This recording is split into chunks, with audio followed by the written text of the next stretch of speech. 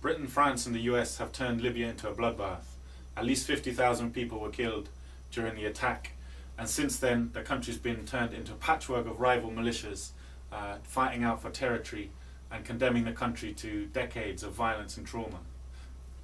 The information we were given to justify the war, we now know, is a total pack of lies. There was no mass rape by Gaddafi's soldiers. There were no 10,000 peaceful protesters slaughtered by Gaddafi's soldiers. In fact, we now know there was no mass protest movement. What there was an armed insurgency by long-standing British proxies combined with lynch mob terror against the black Libyan population. The only mercenaries to be involved in the conflict were on NATO's side. The only aerial bombardment in the conflict, real or threatened, was by NATO. This is now all well known, well documented and written about extensively. What I want to talk about here is how this has all affected Africa and the African Union in particular.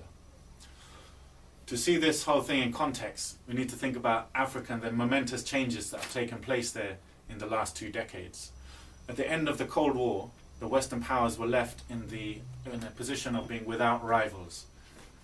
This gave them the ability to control Africa basically through economic blackmail. The Western powers were left with a monopoly of finance. That means any African country had to go to the West for finance, for trade, for anything like that, for loans. This meant that the Western powers, led by the US, could basically control Africa through economic means alone, more or less. The rise of China changed this situation permanently. Now, African countries do have an alternative to seeking finance and trade with the West. They can get it from China. And China, especially since 2000, has been stepping up its involvement on the African continent massively, offering much more favorable terms of trade to African countries, coming with infrastructure, investment and so on. So the Western powers are now trying to claw back what they have lost economically in Africa, using the one field in which they do have a competitive edge over China still, which is the military. They're using military means to claw back what they've lost economically.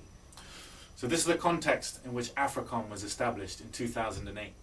AfriCom means the African Command of the US military. Its basic role is to coordinate US military activities on the African continent. Now the strange thing about AfriCom is that at present it only has, I think I'm right in saying, 1,500 US troops working for it. Now, as we all know, the Western powers prefer, wherever possible, to get other people from other countries to do the fighting, killing and dying for them. The one main lesson they've learned from Iraq and Afghanistan is that wars in which their own citizens are killed are not popular. So, part of the aim of AfriCom is to integrate the African Union forces into a global military structure led by the US. In other words, to subordinate the African Union's forces under a US chain of command. Now, the African Union obviously was not very keen on this idea when it was first established. In fact, AfriCom was not able to secure any African country in which to put its headquarters. It had to establish its headquarters, quite humiliatingly, in Stuttgart in Germany in 2008. The resistance to AfriCom in the main on the African continent was mainly led and spearheaded by Libya under Gaddafi's rule. He was actually paying African countries basically to refuse to cooperate with AfriCom. He was offering investment, infrastructure and cash to countries who refused to host a US base on their soil and who refused to cooperate with AfriCom. So Libya under Gaddafi was really the biggest obstacle to this plan of subordinating the African Union forces to AfriCom. So with Gaddafi out of the way now, what we would expect to see is this plan rolling full steam ahead, or as far as possible, and that is exactly what we do see. Since, if we look at what's happened in relation to AfriCom and the African Union since last August with the fall of Tripoli, when Gaddafi lost power, and especially since his assassination, his murder in October of last year, we can see this has been happening very clearly. So it's no coincidence, the very same month that Gaddafi was murdered, President Obama announced 100 special forces would be sent to 4 different African countries, ostensibly to try and hunt down Joseph Kony from the Lord's Resistance Army in Uganda. Now we know that's a load of nonsense. For one thing, the Ugandan army is basically largely not in Uganda, it's in Somalia, fighting a proxy war for the US along with Ethiopian and Kenyan forces in Somalia. So the US Special Forces in Uganda are basically training Ugandan troops to fight on their behalf in Somalia. In September, further 2,000 Ugandan troops left Uganda for Somalia. December, I think, of last year, the 2012 plan for AfriCom was announced. 14 major joint operations exercises between AfriCom and African countries were announced. March just gone, March 2012, there was something called the African Partnership Station, which is a US and African naval training program, had their what's called initial planning meeting in Germany in March of this year.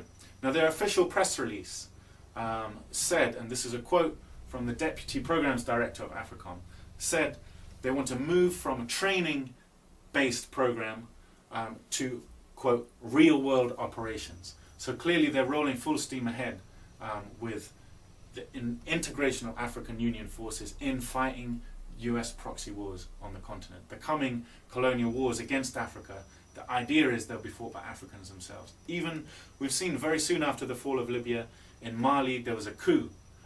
The coup leader was one of the people trained under one of these AfriCom training programs. It's all starting to look very much like the infamous School of Americas, where Latin American soldiers were sent and trained in America to learn torture techniques, and then went back, overthrew democratically elected governments, ran torture programs with the CIA like Operation Condor.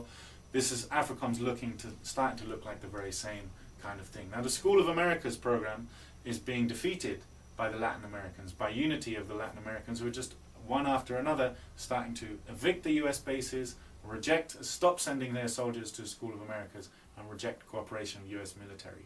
So I very much hope this is the way that the African Union is going to pursue this issue, because it really is a crunch time now for the African Union. It was only formed in 2002, and what the European powers and the US are basically trying to do is strangle it at birth, prevent it from becoming the independent organization that it is still capable of becoming. But that means resisting all cooperation with AfriCom, massively stepping up all relations with other countries in the global south, including Brazil and China and other countries that don't have a track record of exploiting and oppressing and using their military in Africa. And it also means maximum unity against the coming imperial wars in Africa. So I hope that that is on the agenda. It's still a very real possibility, but the problem is, since Libya, the plans for the military reconquest of Africa are rolling full steam ahead and need maximum unity to resist them. Thank you.